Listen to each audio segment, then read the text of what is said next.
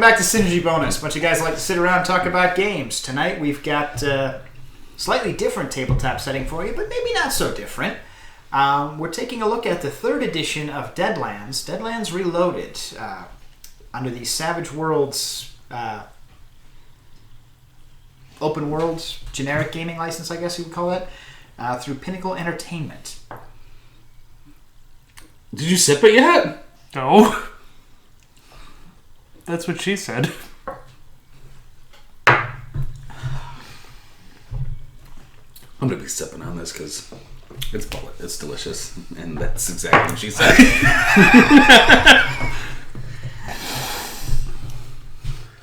Deadlands. Anyhow, written and designed by Shane Lacey Hensley.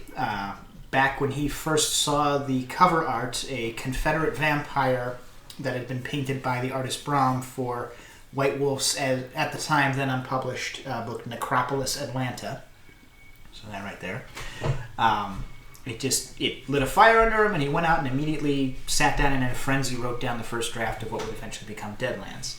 This series has won the Origins Award 8 times. So, if you care about such things. And why don't we let you guys go ahead and give me your impressions, and I'll fill in the gaps when we get It's alright, Bob. Rootin' tootin' two-gun, son of gun! Synergy happened in the Old West. Okay. Screw your double pistols. I have double barrel shotgun! A ching-cha.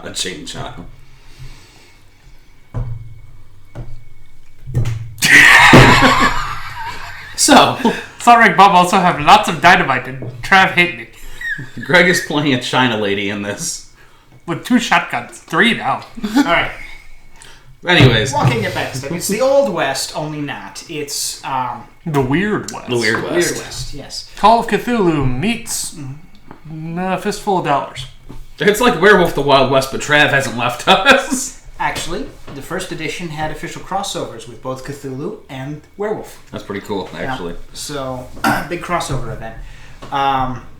I wonder how they handled it. Yeah. The current edition is set in the year 1879. You just got an idea. Yes, actually, the gun that I just linked to Jordan the other day actually exists in series. Because it was made in 1877. Yes, I saw that. I thought that was your intent. Yep. Okay. This game is also gun porn, the game. Oh, it's much like absolutely Shadowrun. Oh, Do you want to go and fire a Lamont? Do you want to go and fire a Lamont revolver? Don't think about how this would work and how many fingers you would lose due to the shotgun shell. Lamont revolver. Would you like to akimbo Not Sharp's revolver. Buffalo rifles? Not revolver. Rifle. There you go. Lamont rifle. You will lose fingers. Okay, but Anyhow, so it's Weird West. It's Weird West. Leading up to the first years of the American Civil War, and then something happened. There was an earthquake that sank most of California into the Pacific Ocean. If only life could imitate art. And nothing of value was lost. Except something of value was discovered. They found the commodity called ghost rock, which is basically coal with a mineral impurity in it. The souls of the damned. Potato.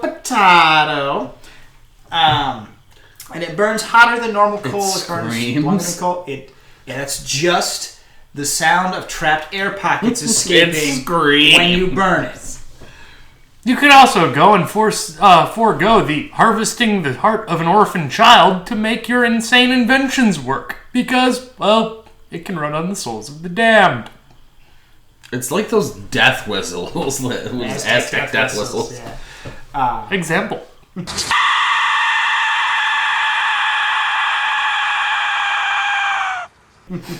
want one. Yeah. I know. As he said. And you're a bunch of cowpokes or Indians or any other archetype from the Old West that you can imagine. Howdy, partner. Or, not just the Old West, you can also go with era pulp magazines. Oh, yeah. Actually, that's a spin-off thing, and we'll get to that in a minute. I'm thinking like the Mad Scientist pulp. Oh, yeah, absolutely. Mad Scientist is an archetype. They've got the Wandering Shaolin Monk if you want to be... Kwai Chang Kang. I was going to say Shanghai Nights, or Shanghai Noon, but yeah. you know. No, if I want to drop $50, I can get an Aztec death whistle. That'll happen. I bought an abacus on impulse, so. Does this mean I'm going to have to go and run War of the Three Crowns again so Magnificent Tomebook can actually do the math on his purchases and sales? Probably. Fuck. Fun props. It's a fun system. Sorry. Yeah. So yeah, cowboys, zombies, various other things. You know, Wendigo, Chupacabra. Koopa Chopper? I just think Chupacabra. of Bowser now. And then you also have things, like steam-powered power armor running on the souls of the damned, with flamethrower arms, also fueled by the souls of the damned, and chainsaw hands. Metal Gears are a thing in this setting. And traveling, priest/merchant, who just happen to be crow people that we decided that needed to die because... And because of all of this mad science happening, and the fact that it was the Confederacy that found it first... It prolonged the Civil War another 8 years or so as it devolved into a Cold War. And that meant that the rail wars in the Wild West got pushed back a little bit. So nobody was out there to conquer the Mormons. So Desiree became its own nation state. And the Native Americans, because they didn't have a unified front from the United States and the settlers, were able to hang on a bit longer and form their own two nations that are recognized countries now. Also, the Chinese immigrants and Asian immigrants managed to take over what was left of California that nobody else wanted, a flooded area of canyons and tunnels and caves and so on, referred to as the maze, and mesas and plateaus.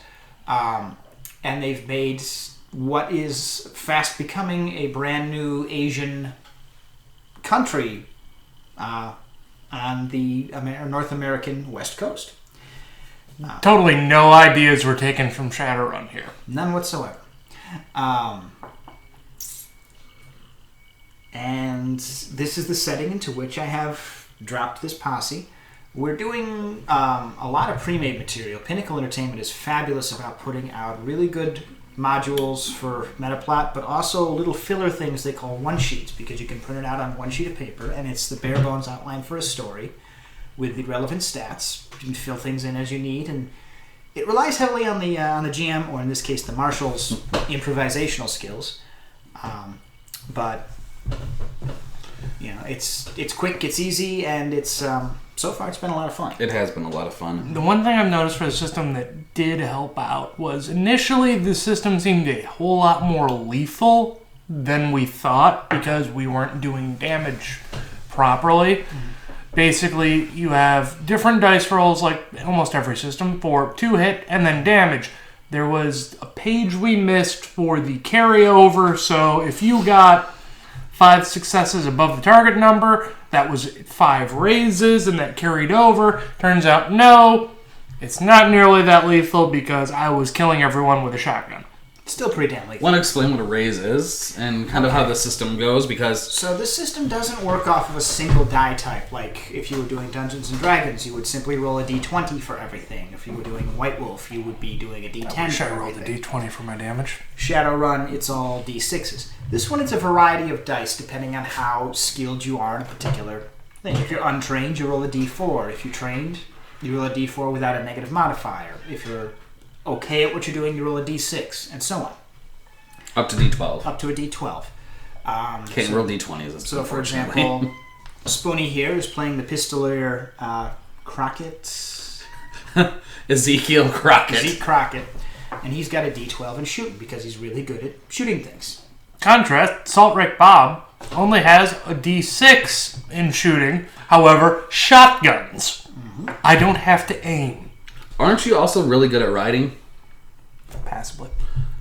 Yes, but sometimes dealing with horses, too. You go to hell! The skill set in this is very much like Shadowrun, where it's kind of pick and choose what you need to tell your character. Point by system, you have so many ranks to put in, kind of like White Wolf, kind of like Shadowrun. Actually more like White Wolf, where you have so many points to designate the attributes, then so many points for skills. Yeah. And then elements of like 3rd edition Shadowrun where you can't have a skill at generation higher than the linked attribute. So shooting is linked to agility. If your agility is a D8, you cannot have shooting of a D10. And we may, in fact, go into a few more videos later about Savage Worlds dice and how they work. If there's an interest in that, let us know. But going back to the raises. Your standard target number for a roll in this game is 4. That's your difficulty. With modifiers, like if you're trying to shoot a gun at night, you would take a -2 because it's dark, or so on and such forth. So naturally, the larger the die you roll, the better chance you have at succeeding. You would think. With the exception of exploding dice. We'll get to that. An exploding exploding die, singular, is when you roll the highest number possible on that die. So a 4 on a 4. 4 on a d4, in which case you get to roll the die again and add the second result to the first result. So if I rolled a 4 and then I rolled a 3, my end result is going to be a 7. The rule of 6 from older editions of Shadowrun. Very simple. So if you keep maxing out, you keep rolling. Now we talked about getting raises. A raise is 5 points above the target number. So if your target number is the default 4, it's going to be 9, and then 14 and 19, 24. And so on and so forth. Sorry, no, I think a raise might be 4. Yeah, it's 4. It's that dice type. Sorry. We've been... So if you have, say, you're trained in the skill, you've just got the D4 in it. -2. Yes. You just got the D4, so you're rolling the D4 plus the wild die, which is the... I'll get to the wild die in a second. You roll a 4 on the D4, roll it again, you rolled another 4. That's a raise. Yep. A raise is an exceptional success. If you were playing Dungeons and Dragons, it would be similar to rolling a 20. It's a critical success. And the more raises you get, the better you do at whatever it is that you are attempting to do. Be it shoot somebody, climb a rope, sweet talk a crowd, and just so on down the line. And as long as you keep rolling the max number on the die, you can keep going. Cause a massive fuck-off explosion with 5 sticks of dynamite. Yes. He's already done it. To the Crow Man. I almost killed half the party. Now, he talked about the wild die. This is an interesting function of the system. I rather enjoy it. It reminds me of the computer die in Paranoia. Mm-hmm. Sierra Paranoia video. When you are a player character or an important NPC, you're considered what's called a wild card. And the wild card rolls an extra die for every roll. It's just an extra d6, preferably a different color than your normal d6s so that it'll be set apart so you know which is which. And you take the higher roll between the wild die and the die that you're rolling for the test. So if I rolled a d4 and I got a 3, and I rolled the d6 and I got a 4, I would take the 4. The exception to this is when I'm on that rolling that d4 and I roll a 4 and I roll a 5 on the d6. I'm going to go with the 4 because that's an exploding die. It has the potential to be much higher. However, to my understanding, you can continue with it until, so if using the wild die with our earlier example with the d4 that hit a 4, if instead of a 4 following it up where we had the raise, if it was a 1, so you got a 5 or a 5, it doesn't matter. It doesn't matter. But in theory, you've got statistically a much better chance of getting a higher roll on the exploding die than on the wild die. So that's the way you would go. But again, that's Savage Rules in general. That's just gaming mechanics. I gotta say that the wild die has definitely helped out tremendously. It's like, I can't make this check. Wild die says I can, so... The next thing that you have are adventure cards. Oh, yeah. And these are fun little cards that are dealt out at the beginning of each session that have an action on them. And they can be something like, or something simple, like you get a full night's rest for for less than a full night. Or it can be something dramatic, like a shot that should have killed you actually missed. It saved our huckster when we were doing this. This is true. There's also some stuff that, like one that came up in a previous session was our friend Ryan got a card of the cavalry shows up, which would have gone against us. Basically, whatever... One that goes against you and one that goes for you. The instance the one he got was it goes against us. Whatever enemy we're fighting, reinforcements show up. We still get the experience and loot for killing the enemies, So if it's an encounter where, hey, there's 5 guys with lever action Remington rifles, okay, we can take this. You're just steamrolling them. We're going to have the cavalry arrive to make it an actual challenge. Yep. And guess what? We just doubled the amount of rifles we're going to be selling for profit. Or we feel like a douche. This guy is absolutely wrecking our shit, and the cavalry arrives. Time to run. However, it's the player's option to play that card. So if that guy was wrecking our shit, no, we are not playing that card. It reminds You're me a big enough troll that I believe you would. It reminds me a little bit of the I like living. action cards that are given out in the new Paranoia, the Kickstarter Paranoia system. A lot of overlap with the mechanics with Paranoia. Yeah. Mm-hmm.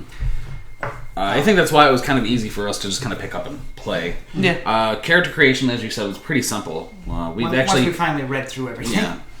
Yeah. The other thing was... Poker chips. Oh, no, not even getting to the poker chips yet. The action cards for in the venue of dealing with cards, the initiative system. Because we're still dealing with cards. Right. Yep. Initiative system in this is a little different. Instead of rolling initiative, everybody is dealt a playing card, and it starts by the number on the card, and if you've got 2 people with the same number, then it looks at the suit in reverse alphabetical order as to who goes first. So, consequently, spade would go first. Correct. It's spade, heart, diamond, club. And it keeps the action going very quickly. But yeah.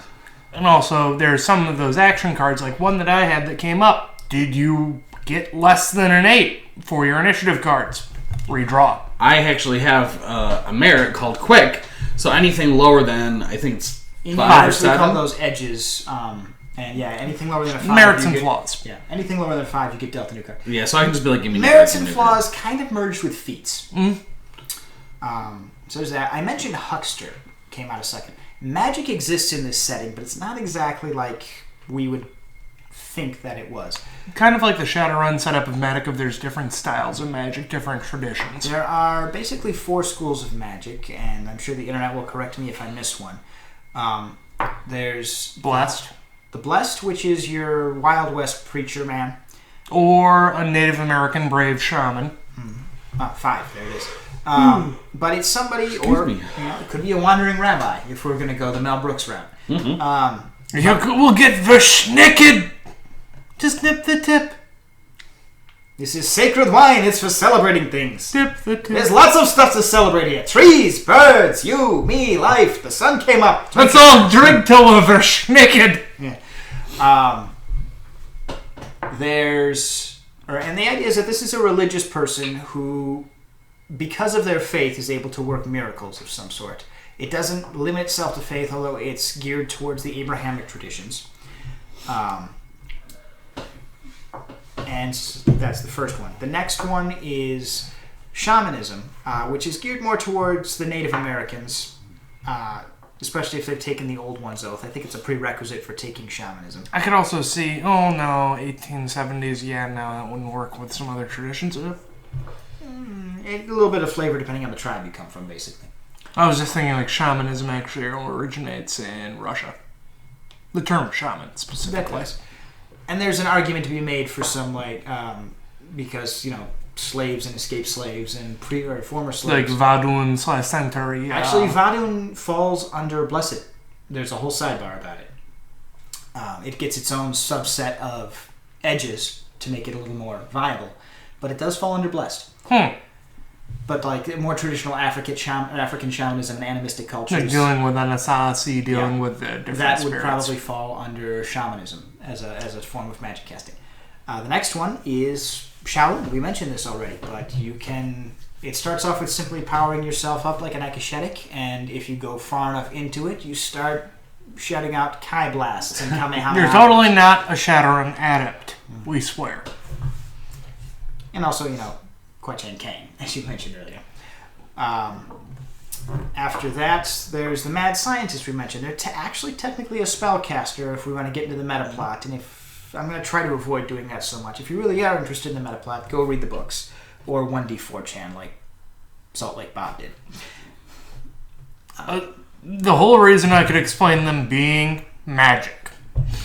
They're magic in the same way in Mage the Awakening. The original one. Awakening. No, Ascension is the original one. That The sons of Ether are mages. They run on mad science with an exclamation point. They very much do. Genius. It works because I believe it works. Creative. But above and beyond that, Genius. I'm not casting the transgression. spell myself. The thing that works in it, because I believe it works, is in this gadget I've invented. So I can invent this gadget and then hand it off. That sounds like technocratic propaganda. And then hand it off to my party sharpshooter, and he can use this special gun I just made. That sounds like technocracy propaganda. I mean, it is. The last one is the Huckster, which is what actually brings us full circle. The Huckster is your traditional wizard class, but within universe, although wizards have always existed, they've been driven underground thanks to the Inquisition. The most famous of the contemporary magicians is a fellow named Hoyle. According to Hoyle. He disguised his grimoires as playing card games.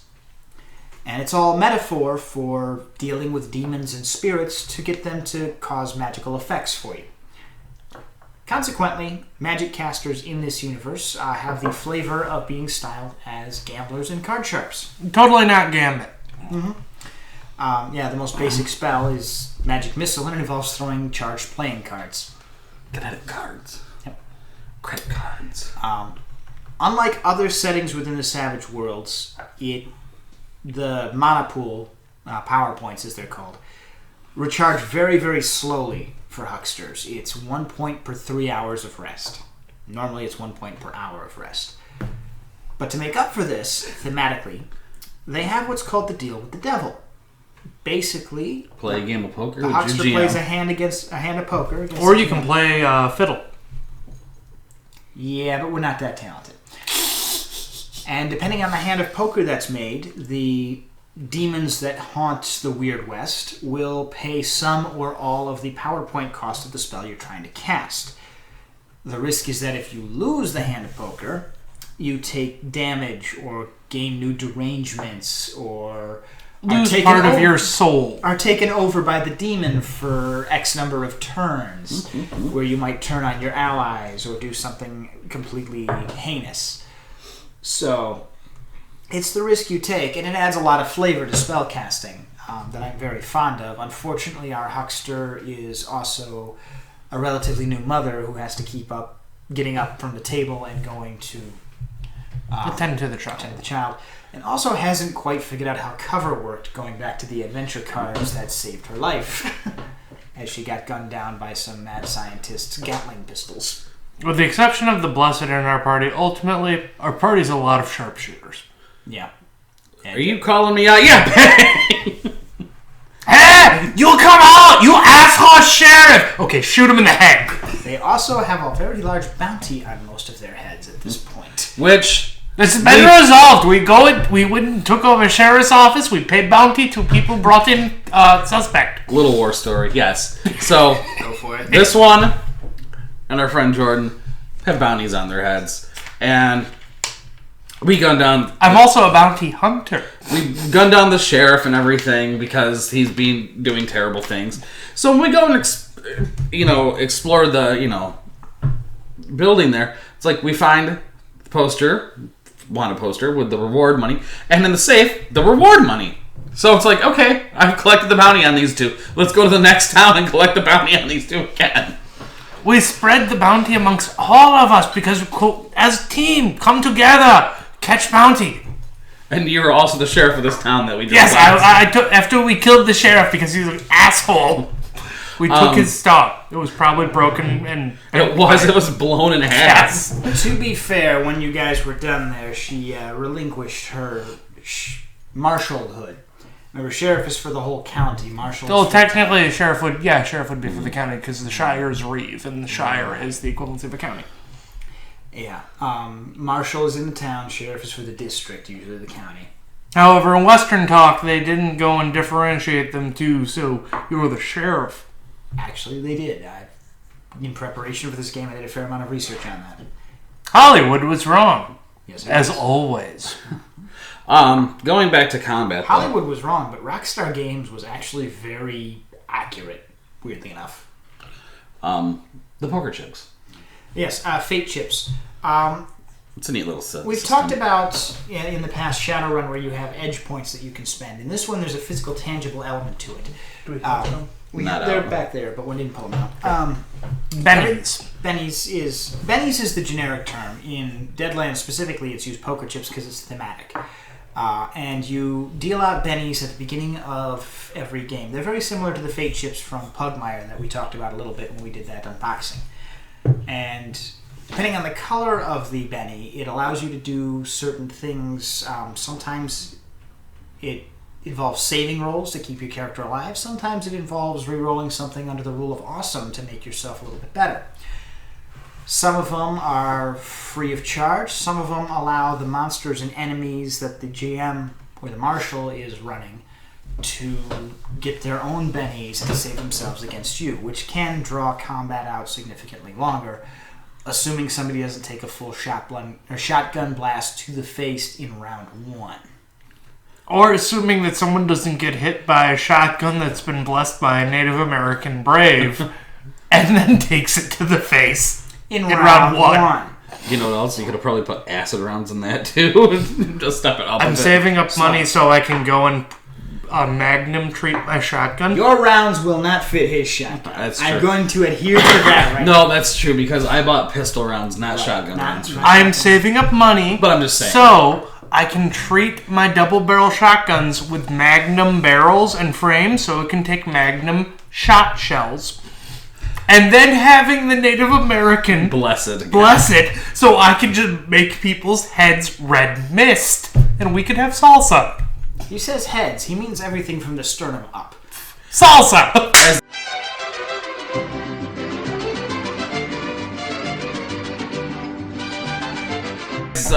As you can tell, this is very customizable. Like, there's a book that he bought that has all these extra wonderful. The Smith and Robillard's catalog, although technically they shouldn't have access to it because it doesn't come out till 1880 and we're playing in 1879.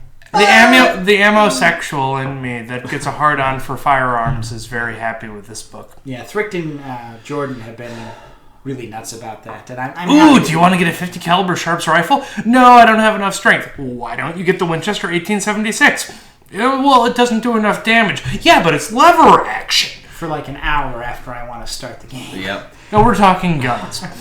The's one thing it's like Shadowrun all do over got to again. mention. It's not technical or gameplay or anything like that, but the actual physical quality of the books and the character sheets have something to be desired. They do leave something to be desired. If you saw our character creation video where we were getting prepared for this game, we threw up some of the character sheets, and they're beautiful, but they're very ink intensive. We have since found a less ink-intensive character sheet. But it has a lot to be desired. Found nothing doing with it. Thank you, Fish. Yes, giant Pleco. Plecoscus, yes. Suckerfish, for those He of you keeps it not clean. in the aquarium thing.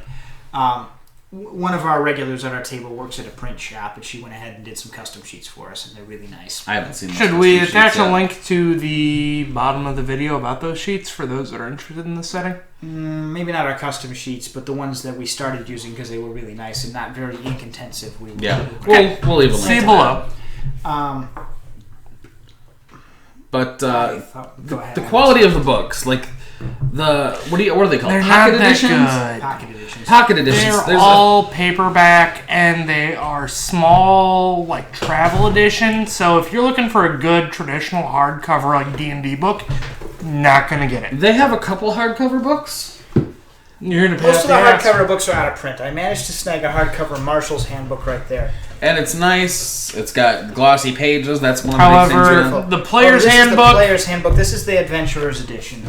We have And just yeah. kind of touched it, and like the pages are falling Where is out. it? The Yeah, first we're night- already Yeah, the first night there at Pinnacle Entertainment. the equivalency of Canon Companion and all the other splat books for Shadowrun. They're the same setup. There's something to be said though about these books. They are full color, Full color So- and glossy. And they're not matte. Yeah. Yeah. but like the binding on them is just garbage. It's not good glue. The other And- thing is Pinnacle Entertainment is actually in the middle of an edition shift. 4th edition is forthcoming. Haha. And because of that, physical editions and copies, once they're sold out, they're sold out. They're not doing print on demand. They're not printing anymore. They're going to PDF only. No, this kind of goes to our fragility of, digital media. So that's a thing. I had a thought and it's gone. I think I should have eaten more lunch before we did this. Right. But I think as a whole, we really enjoyed. Oh, it's the fun. spin-off. The spin-off we mentioned. As we said, this is the 3rd edition, and it's done a couple of spin-offs. Microsoft is planning a TV series based off of it. But it's also put out Deadlands Noir, which is... And not just Deadlands Noir, but also the Weird Wars. Weird Wars are actually their own setting. We'll do another video on that. Okay, I figured they were a spin-off. No, actually they predate Deadlands. Deadlands Noir is exactly what it sounds like. It's a hard-boiled setting mostly in New Orleans, where you're doing crazy detective shit a few years after the setting for Deadlands. He says hard-boiled in the detective sense. Mm-hmm. When I hear John Woo's. Yes, I think hard-boiled. I think John Woo. There are 3 things I think of when I hear hard-boiled. Detective, John Woo, and eggs. All of them are appropriate for Deadlands Noir. My lunch is mainly hard-boiled eggs, and I love John Woo. And detective. We're aware of all of these things. We're sitting in the room with him. They deal with my farts. That was the implication, yes. There's some sulfur and brimstone, and it's all him. Some. And I think with that... Any closing thoughts, gentlemen? Saltric Bob approve of this video. Saltric Bob also say we go and kill next asshole sheriff and take over town. What does Wong Wei's guy say? Wong Wei guy say we need to go to Tombstone. I don't know what that is. Wong know his way. It's in Arizona, and you will not be going there unless we do Stone in a Hard Place, which is another video. I'm enjoying it. I love the Wild West setting, especially for tabletops. Because Jordan is a ex-jetpack infantryman. Very much the Rocketeer. I remember what I was going to say. Getting into the meta plot a little bit, there's also elements of Ravenloft here, because there are Dark Lords and fear checks and... Oh yeah. Eventually something's going to take notice of you. Your characters go through levels from novice to seasoned to veteran to heroic.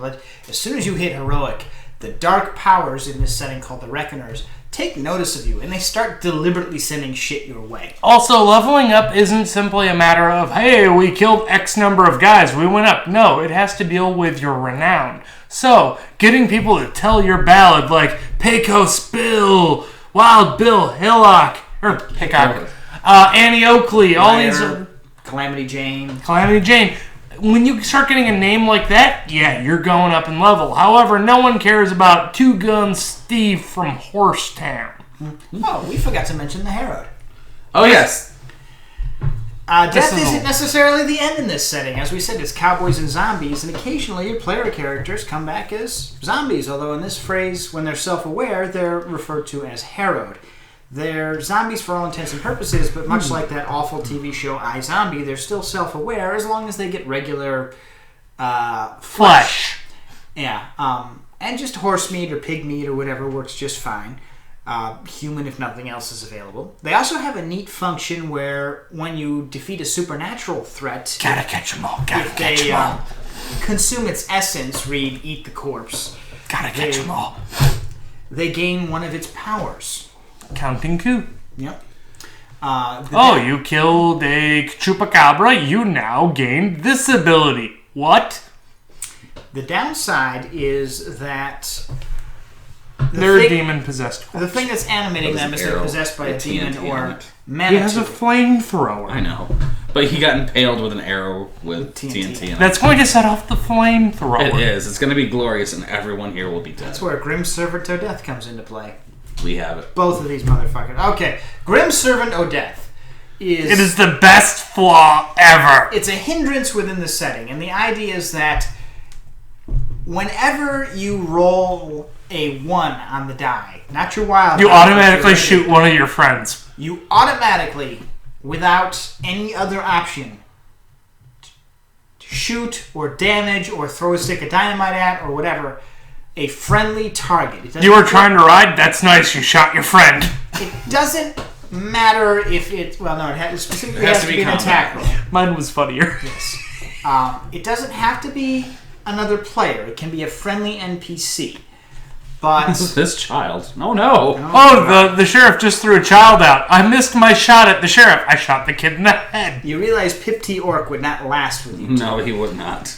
We would avenge him many times over. This has come up several times in gameplay because both of these bastards took it. Only one of us is a bastard. I was conceived out of wedlock. That's a little too personal, Brent. Yeah, there's a lot of fun stuff in here. It's all very thematic for the old ones. On the upside, you do an additional point of damage every time you shoot someone. Yep. Including your friends. Yep.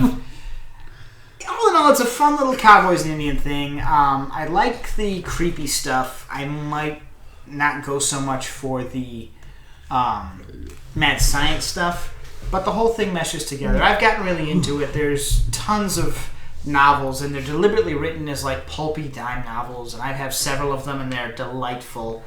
I may share them around to you guys later. The binding is slightly better on the novels. It's been a good experience. Yeah, it's overall it's been a good experience. We quite often stick to the same few systems that we play, so this was a nice jump out of the mold. Yeah, real quick. Go ahead. This game has a lot of area of effect stuff, so I had to purchase this. That would have been helpful in one of our sessions where we're calculating the blast. This. They have a printable one, but this just goes right on the map. And because this, area of effect, there's a lot. Because shotguns are a cone weapon. This system almost begs for miniatures. You can play it without, absolutely, but it goes much, much more smoothly with. I gotta tell you this though, it's kind of hard to find the cowboy miniatures. And I may or may not have made Salt Rick Bob on Hero Forge. Did you order it? Not yet. I'm going to amend this. It's not difficult to find setting-specific stuff. It's difficult to find affordable setting-specific stuff. Reaper Miniatures, in particular, actually has a contract with Savage Worlds and Pinnacle Link to their website. Link down below. And most of the iconic characters, like if you want to go through any of the iconic bad guys from this, or some of the more iconic monsters, they have miniatures for them. But the cheap ones are $5. So it's not inexpensive to get into Deadlands. Crack is cheaper. We've mentioned that this is the 3rd edition. Or they have it as Deadlands, Deadlands D20, and Deadlands Reloaded. I would kind of like to get into Deadlands Classic because most of the forums I've been to recommend it as the strongest of the 3 systems. I'm going to go based on what I've read with what I've seen in every other location. If you're playing Deadlands D20, shame on you. It's the weakest of the 3. It's technically 2nd edition. Go ahead. It's technically 2nd edition. That's probably work. Yeah, it's technically 2nd edition. It's not great. It's far and away the weakest of the 3. The best one is probably to play Deadlands Classic. I don't know that I can get these two into it because it's got a lot more involved in the cards. Character creation is not about allocating dice like it is in Savage Worlds. It's about drawing from a deck. Ooh. Yeah, no, I don't want to go and play a game of cards every time we're doing shit. The other thing, if you're a lazy game master like I am, or Marshall, I mentioned the one-sheets, but the game's been around for quite a while. The original game came out, I believe, in 1987, and when we get to editing, I'm sure Spoonie is about to correct me down below, right about here. Also, link to Wikipedia. Yeah. There's over 100 published adventures for this game, and more coming every month. It's not well known as White Wolf, D&D, Shadowrun, hell, even Cyberpunk 2020, but there is a following for this series. Huge following. So if you want to go and try something different, Deadlands. why not take a wander into the Deadlands? Yep. Just remember, there's Cthulhuian horrors there and nothing good. The weird thing is some of the Cthulhuian horrors are the more mundane things. They just haven't gotten that far yet. Well, with that then, good night. Good gaming. And we'll see you in the wasteland, amigo. Hey, thanks for watching. We hope you enjoyed what you saw. Let us know. Give us a like and a comment down below. Don't forget to subscribe and hit that bell to make sure you get all notifications from us. And as always, Good night. and good gaming.